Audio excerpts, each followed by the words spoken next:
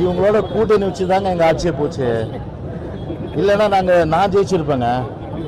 ராயபுரத்தில் வந்து நான்லாம் தோக்குறாள். நான் மனம் திறந்து சொல்கிறேன், இதுவரையிலும் சொல்ல, நீங்கள் கேள்வி கேட்டு தான் சொல்கிறேன்.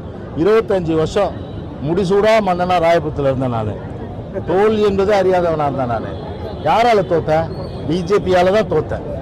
பிஜேபி இல்லைன்னா நான்லாம் நேரம் சட்டமன்றத்துக்கு போயிருக்க வேண்டிய ஆள். பிஜேபி இருக்கிறதுனால என் தொகுதியில் ராயபுரத்தில் 40,000 சிறுபான்மையின மக்கள், 40,000 ஓட்டு இஸ்லாமியர் கிறிஸ்தவர்கள்.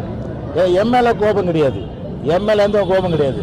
அப்போவே என்கிட்ட சொன்னாங்க, என்ன சொன்னாங்க, சார் பிஜேபி கழட்டி விட்டு வந்துடுங்க. நான் சொன்னேன், வேஸ்ட் லக்கேஜ் தான், வேறு என்ன பண்ணுறது, சமயம் வரும்போது கழட்டி விட்டுரும், நீங்கள் கவலைப்படாதீங்கன்ற. அதேமாரி நேரம் வந்தது, கழட்டி விட்டாச்சு. அது வேஸ்ட் லக்கேஜ், இனிமேல் தேவையில்லை. அந்த பெட்டி வந்து ஓடாத பெட்டி, ஓடாத வண்டி, பழைய மோட்டார் சைக்கிள் அது வந்து வேஸ்ட். அது